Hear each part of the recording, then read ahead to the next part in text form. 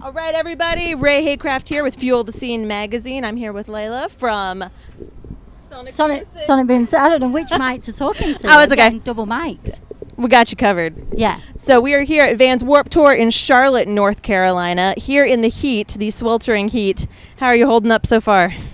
Right, I'm from a town called Manchester where it gets to about 21 degrees. I don't know what that is in Celsius or Fahrenheit. 60, I feel like that's like 65. Yeah, that's as hot as it gets. And about 3 p.m. it rains, cools it down. So we started this tour in Seattle, where it was about Which is a similar climate. It's similar. Yeah, it was nice, it was cool, it rained, put my jacket on in the evening. And then little did we know, we go to Albuquerque, Phoenix, Florida. I've been dead. I've come back from death to be here in Charlotte today is all I can say.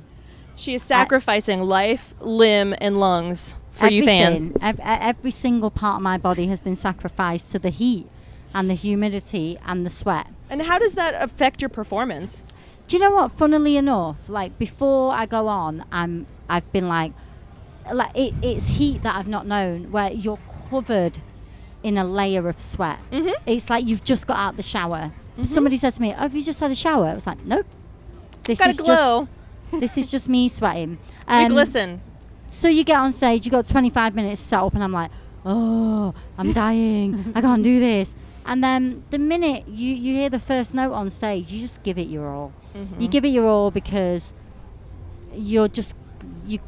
that is the only reason we're here. So heat, humidity, come at me. It's all good. Come at me, bro. Come at me. Yes. So what would you like to tell everyone about Sonic Boom 6? If you had to tell someone who had never heard you all and they were wandering by, like, why should they stop and listen to your performance? We're not like any other band. No, I was going to say we're not like any other band on Warped Tour. We're not actually like any other band, full stop. We like to mix. We're like posy, bouncy music, but Got with some a ska in there. Yeah, but with a message. Well, not a message. I don't like to call it a message. It's more all our lyrics are about what's going on in the world today. They're not necessarily positive lyrics, but at the same time, we have a positive sort of backing so that people can come to our shows, have a good time, and if they want to take anything away from the lyrics, then to me that's a bonus. There's enough crap in the world today, and I just want people to have a moment of escape and dance to Sonic Boom 6. But yeah, if I had to say what we sounded like, ska, punk, hip hop, reggae, I rap, I sing, I squeak. Multi-talented. All the mouth noises. All the mouth noises, yeah. I make mouth sounds. That is my instrument. Yes, indeed. So tell me a little bit about what it's been like being from Manchester, like the unrest in the music community after the attacks. Were you all over there? Did that affect you personally? I live in London now, so I've been living in London for 2 years. So I went back to Manchester the week after. I go home every month to see family and friends, and I was reading about it on the news as it was happening. In the evening, it was about 10 p.m. And when it's your hometown, it really, not that it doesn't affect you when you see it going on around the world. Right, but when it's your hometown, to me, I feel like all the countries that have these atrocities every single day, how must they feel that they have to, and that isn't publicized, that isn't on the news. Absolutely. It isn't an Ariana Grande concert. Not that it makes it any worse or better. It's just we're living in a very horrible world at the moment, and I think what we need to address is why rather than how we can stop it. How we can stop it opens up a whole can of worms, but to me we need to address why is this going on? What is causing these young men who are from the UK, who are from the US, to be radicalized, to do such horrific things? You know, I'm not a politician. I don't know I'm just a human being. And I went to Manchester the week after, and it was awful. Like everyone, you know, the first 2 days, everyone came onto the streets and everyone was defiant. And then slowly, less people were out, less people were in town. Like a place where we go for a meal, you have to book like weeks in advance. It was empty, and I just think people are scared at the moment, and rightly so. But you know, the people that are doing this, that's what they want. So do you feel like it's affected the UK music scene? Oh, massively. Like, we haven't heard or felt that, I guess, over here from your community, that UK scene specifically. Oh, yeah. You know, I think ticket sales are down for gigs. People are defiant, but at the same time, there's only so much of a brave face you can put on. Right. So, yeah, I think the whole world has been affected. Absolutely. And what's it been like, on a happier note, being over here touring in the US? It's been amazing. This is our first Warped Tour. We had no idea what we were in for. Like, seriously. It's a different animal completely. Seriously, no idea. But we're into a routine. By day 3, we've all got our job. We're doing it completely DIY. We don't have a driver. We don't have a crew. We were like, our first Warped Tour, we're doing it DIY. Because I want to experience. I want to get on site at 8 a.m. when everybody else does. I don't want to be laying in my bed, rolling out of bed when it's time to play my set. I want to meet everyone. Like, I might never get to do this again. Right. You know what I mean? So experiencing those moments as they happen. Yeah, there's 6 of us, and we all have our assigned roles, and everybody. I probably got the easiest role, but you know. I don't know about that. I'm a vocalist too, so you know. Yeah, exactly. We don't get enough respect sometimes. No, exactly. All you gotta carry is a mic. No. Well, actually, that is all I do carry. Wow. But you know, I keep things ticking along in the background. Solidarity, man. And somebody has to tell everybody what to do. Yeah, there you go. So you know, it's been mind blowing. Like, already, I'm one of them people. I always look ahead and I'm like, oh no, like when I go home, it's going to be so depressing, and I'm actually withdrawals. I'm actually going to miss queuing up in the catering line, and I won't miss this weather, but you know, I will miss everything. But you'll remember it, and it will be ingrained. A friend,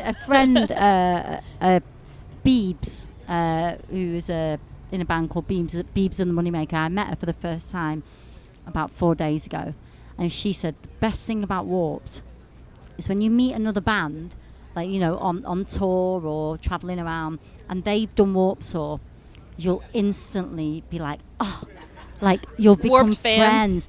Well, she's like, it's like Warp veterans. Like, you have your stories and you go, do you remember this and do you remember that? And she was like, it's so special. And it's amazing. Do you have any veteran stories yet? No, we're newbies.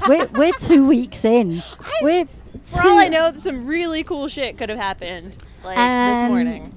Last night was very cool. Like, we got here early last night, and Kevin was having a barbecue for the crew and production. Aww. And everyone who works it. He is one of the, like, you know what, my band are like, stop bumming Kevin. So in Manchester, when you really like someone, or like there's a new person and you like constantly going on about them, and you're like, oh, I'm gonna go and see Kevin, you say, stop bumming them. Stop bumming them. So say you love Anti-Flag, and you're like, no, I have to see Anti-Flag. No, I have to see. I'd be like, oh, stop bumming Anti-Flag. Like, just stop bumming him. Anyway, yeah, I've been bumming Kevin Lyman hard. Very hard. He is one of the nicest people I've ever met. Oh, absolutely. Like, I've never met anyone like him. Like, super approachable, super safe. Like, last night we got here, he'd been at the barbecue since 10 a.m. in the morning. All the production, all the crew, the people that worked here, Aw, Like, and that's fantastic. he was like, go and get some food. There's beers in the cooler. From 7 p.m. till midnight, we all sat around there, like, just chatting. And you know, sometimes, like, when I meet, like, important, not important, but when I meet people that are, like, I think of as above me, right. I kind of, like, try and be on my best behavior. And I'm like, okay, I'm not going to say fuck. Oh, sorry. I'm not going to, like, 10 minutes in, I was telling him stories about tour. I was telling him what a chewy meant. Like, it was, yeah. I love it. You can Google chewy. You won't know what it means. Homework, everybody. Yeah. All right. What would you like our fans at home to know about your band and something for them to look forward to besides the rest of Warped Tour, which they should catch you if they can? Sonic Boom 6 is a fun band. We love what we do. We've been doing this for 15 years now. We're a band. We want to make music. We're not in a band to be in a band, if that makes sense. Oh yeah. We want to make music. We want people to have fun. We want people to escape from their lives. And always, even before Warped, from day one, as soon as we finish, I'm always on the merchandise. If people want a hug, if people want to talk to somebody, because it's easier to talk to a stranger. Mm-hmm. If people just want to, whatever, like that's we're from Manchester. We're very open people, and that's what we're all about. And I mean, what you've got to look forward to is the rest of Warped Tour, and we've been having some conversations like in Manchester. It's very, we do music and we work. Mm-hmm. Just because of the life of a musician now, if you can do full-time music, hats off. That not only are you like incredibly lucky, it's tough. It's tough to be a full-time musician. Job. Yeah.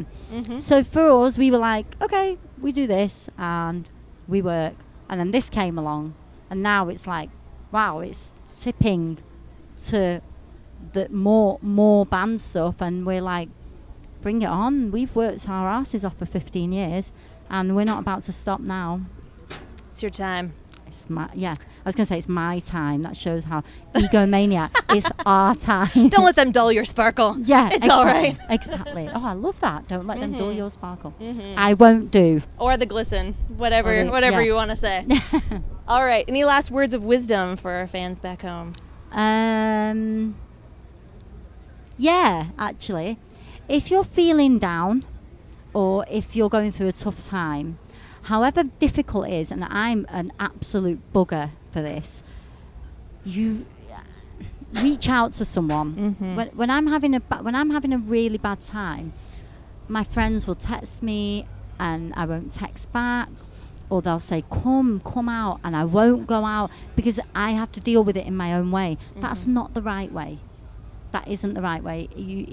If you don't have people that you can trust, just try and reach out to people, because you know what? There's no shame in admitting that the world is a very horrible, brutal, tough place. But there are people everywhere that want to help people. So, you know, and you're not alone in any of it. No, and even if that's through the musical community, Vans Warped Tour is a community. Mm-hmm. If anyone's feeling down, you get picked back up again. Every single person on site that you see is in exactly the same position. Okay, you get your bigger bands that get driven around and they stay on their bus, but at some point they've done this. Right. At some point they've been here at 8 a.m.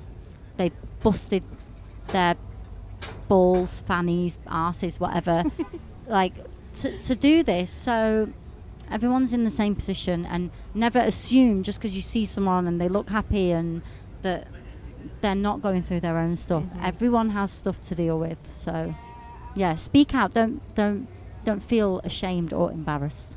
I love it. That's perfect. I love that. It's a good note to end on. Thank you so much for taking time to talk to us. Thank you very much. And have a wonderful set. Yes, 6:25, I think.